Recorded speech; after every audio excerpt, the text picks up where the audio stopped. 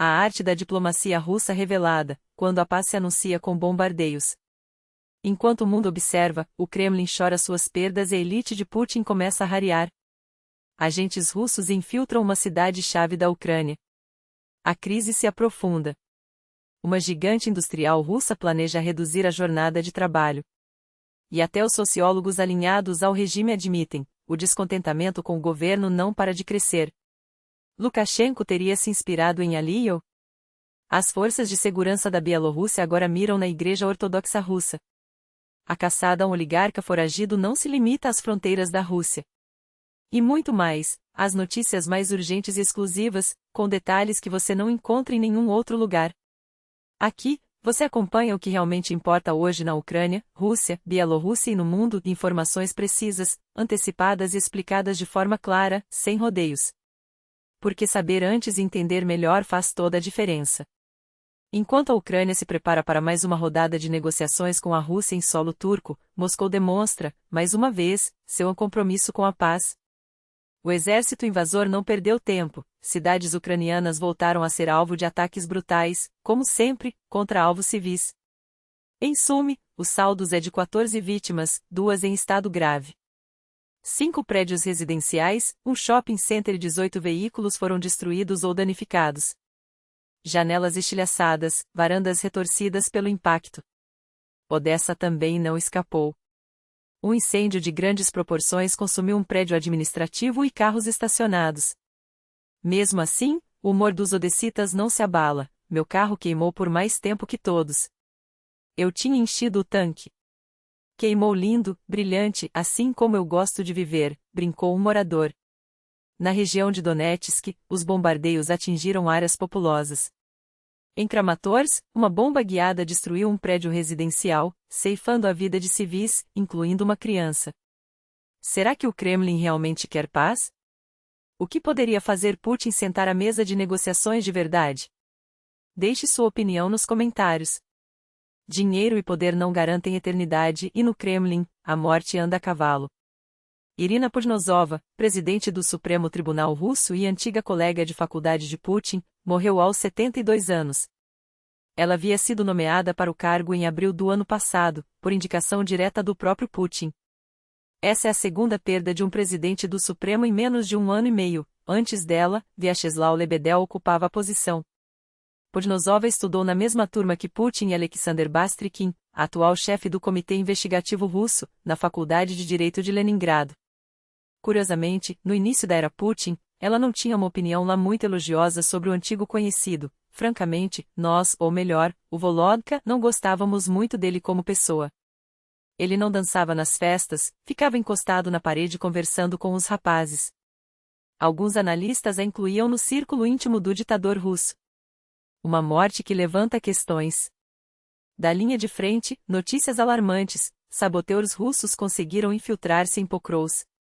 A informação foi confirmada tanto pelas forças armadas ucranianas quanto por fontes analíticas independentes.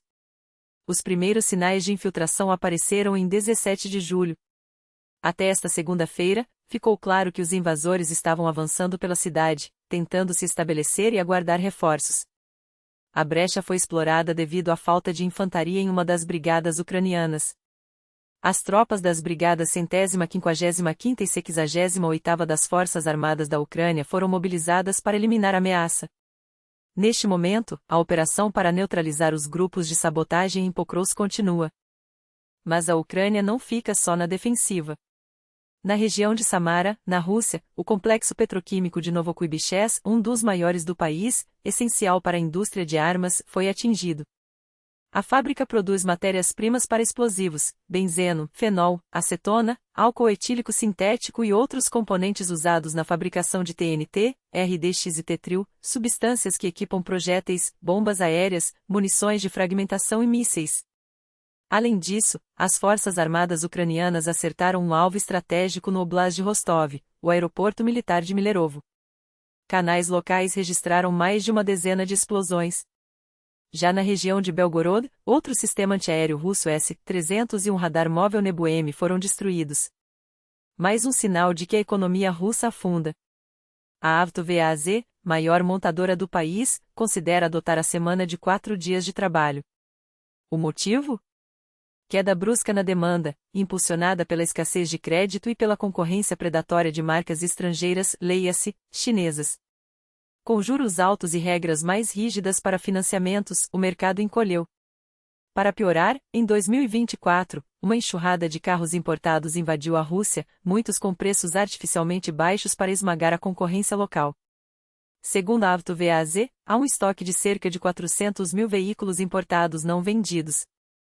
Dados da agência Avtosta mostram que, no primeiro semestre, o mercado automobilístico encolheu 26,3%, com apenas 530.375 unidades comercializadas e a queda acelera. As vendas da AvtoVAZ despencaram 25%, para 155.481 unidades. A mudança para 4 dias de trabalho pode entrar em vigor já em 29 de setembro. Ironias à parte, há poucos dias, Putin gabava-se no programa de Zarubin sobre como apoia a indústria automobilística nacional. Não aceitei a ideia de comprar tudo no exterior. Nós desenvolvemos a nossa própria indústria. Outro sucesso da putinonomia, o gigante Gazprom agora vale menos que a Pop Mart, uma empresa chinesa que fabrica brinquedos de chaveiro. Sim, aqueles bonequinhos fofos com orelhas de coelho e sorrisos dentuços estão valendo mais que uma das joias da economia russa. Desde o início do ano, a capitalização de mercado da Pop Mart disparou de 15 para 42 bilhões de dólares, ocupando a 528ª posição no ranking global. Enquanto isso, a Gazprom, outrora símbolo de poder, despencou para menos de 39 bilhões, caindo para a 569ª colocação. Não há dúvidas, tanto a Gazprom quanto o Kremlin são geridos por uma equipe única. Você concorda? Comente. O descontentamento na Rússia não para de crescer e até os sociólogos leais ao regime são obrigados a reconhecer. Segundo a Fundação Opinião Pública, o percentual de cidadãos que ouviram críticas ao governo de conhecidos saltou de 25% para 30% em apenas 2 semanas de julho. O aumento da insatisfação coincide com o reajuste abrupto nas tarifas de serviços públicos, que já começam a sufocar a população. Os dados são ainda mais alarmantes. 38% dos russos já se queixam abertamente das contas que não param de inchar. E não é para menos, desde 1º de julho, as tarifas subiram 13,4% em média, o maior salto em uma década. Mas atenção, em algumas regiões, o aumento foi muito pior. O caso mais absurdo? Ijevsk, onde os preços dispararam 38% de uma hora para outra. Você acha mesmo que só 30% dos russos estão insatisfeitos com essa realidade? Ou será que o número real é muito maior e o regime simplesmente não quer enxergar? Enquanto isso, na Bielorrússia, as forças de Lukashenko declaram guerra contra uma seita da Igreja Ortodoxa Russa. Não qualquer uma, mas a Igreja Ortodoxa Russa, Império Tsarista, um grupo que promete aos fiéis um Estado da Rússia Trina em troca de tudo o que tem. Os investigadores revelaram. Para entrar nesse paraíso, os seguidores eram obrigados a queimar documentos, vender casas e propriedades e cortar qualquer contato com o mundo exterior. Os rituais aconteciam em aldeias remotas, nas regiões de Grodno e Vitebsk, onde os fiéis juravam lealdade a um imperador fictício e rejeitavam todas as leis do Estado. Ou seja, uma ameaça direta ao poder de Alexander Grigorievich, o eterno líder bielorrusso. Coincidência? Difícil acreditar. E falando em fugitivos poderosos, a Grécia acabou de prender um dos oligarcas mais notórios da Europa, Vladimir Plahotniuc, o homem que roubou $1 bilhão dos cofres da Moldávia entre 2012 e 2014. Ex-deputado, vice-presidente do parlamento e o homem mais rico e influente do país na década passada, Plahotniuc é acusado de lavagem de dinheiro, fraude e crime organizado. Sua carreira política acabou em 2019, depois de uma crise que derrubou o governo. Mas há quem afirme que ele nunca saiu de cena. O canal Moldava Pequena Pátria denunciou que, em 2023, Plahotniuc esteve em Moscou, onde se reuniu com Dmitry Kozak, vice-chefe da administração presidencial russa. O assunto?